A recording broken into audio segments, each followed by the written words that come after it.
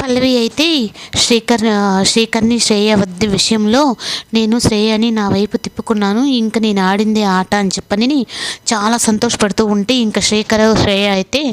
అప్పుడు శ్రీకర్ అయితే వచ్చేసి నువ్వు నా భార్యకి నెక్లెస్ ఇవ్వాల్సినంత అవసరం ఏముంది అని చెప్పని అందరి ముందు అడుగుతాడు. తన పుట్టినరోజుని నేను ఇచ్చాను అంటే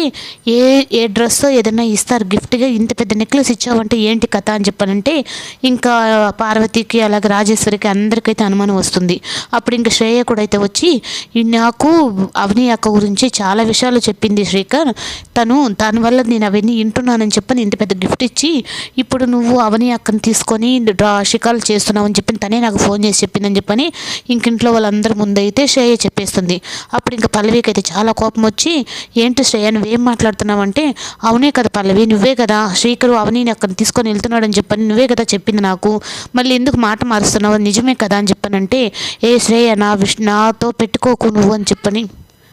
ఇంకా శ్రేయ అయితే ఇంకా పల్లవి గురించి అలా చెప్పేసరికి ఇంకా పల్లవికి అయితే చాలా కోపం వస్తుంది. కావాలంటే అమ్మమ్మ గారు కూడా పల్లవితో పాటే ఉన్నారు, కావాలంటే తననైనా అడగండి నిజం చెప్తుంది అని చెప్పి అనడంతో ఇంకా భానుమతి కూడా అయితే ఎక్కడ నన్ను ఇరికి చేస్తారో కమల్ ఇంకా నన్ను ఆడుకుంటాడని మా ఆయన అని చెప్పనని తను కూడా టెన్షన్ పడుతూ ఉంటుంది. అదే కదా మావయ్య గారు నేను చెప్తున్నాను, ఇప్పుడు తను ఎలా నన్ను ఇన్ఫ్లుయెన్స్ చేసిందో అలా అక్క అయ్యి ఉండదు, అందుకే ఇప్పుడు ఈ కుటుంబాన్ని నాశనం చేయాలని చెప్పని తను చూస్తుంది. నాకు శ్రీకర్కి మధ్య గొడవలు పెట్టేస్తే తను చాలా హ్యాపీగా ఫీల్ అవుతుంది, అవని అక్క గురించి నాకు చాలా విషయాలే చెప్పింది అని చెప్పానంటే ఇంకా అందరి ముందు చెప్తే ఇంకా పార్వతి అయితే ఒక్క క్షణం అయితే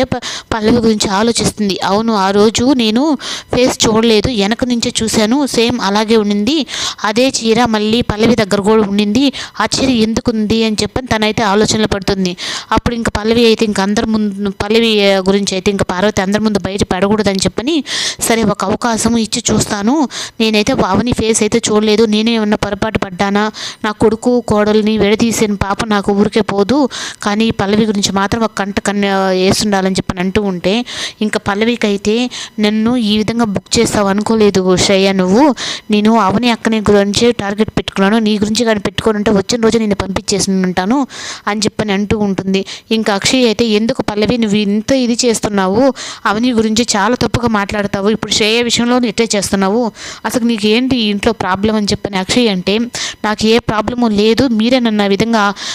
చేస్తున్నారు, నాకేం అవసరమో అవని గురించి ఈ విధంగా మాట్లాడాలని చెప్పని అంటూ ఉంటే ఇంకా పార్వతి అయితే చీర విషయంలో తను చేసిన దానికి నాకు ఎన్ని మాటలు చెప్పింది నాకు కూడా అని చెప్పి